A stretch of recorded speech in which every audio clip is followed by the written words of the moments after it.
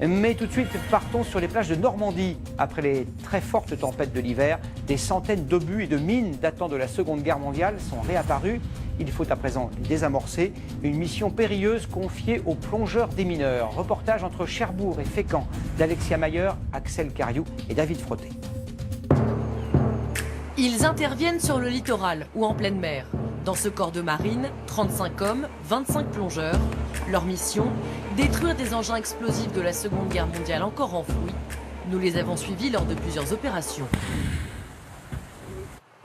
Ce jour-là, le groupe de plongeurs démineurs de la Manche est en repérage. Il y a du mortier, il y a de l'obus de 7,7 allemand, l'obus français, de l'obus de 37. Ici, les tempêtes de ces derniers mois ont creusé la roche. La découverte est exceptionnelle. Une centaine d'obus répartis sur 200 mètres carrés. Ils sont encore dangereux. Il y a des munitions qui sont avec des fusées qui sont très abîmées par le temps. Et d'autres qui sont avec des fusées en bronze, qui sont encore bien conservées et qui pourraient encore fonctionner.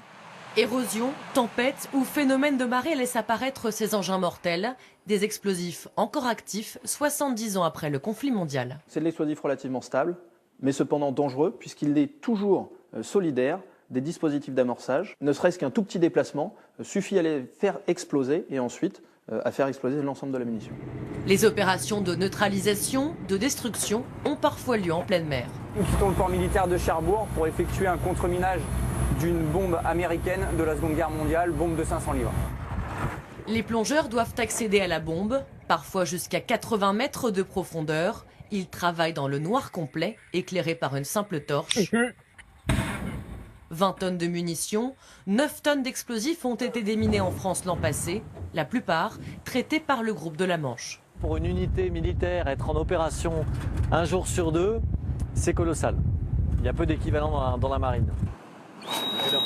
Il resterait 100 000 engins explosifs de la Seconde Guerre mondiale, certains partiellement enfouis. Aujourd'hui, l'obus est déplacé dans une grotte pour limiter les éclats. L'obus est ouvert, on y voit à l'intérieur un reste d'explosif.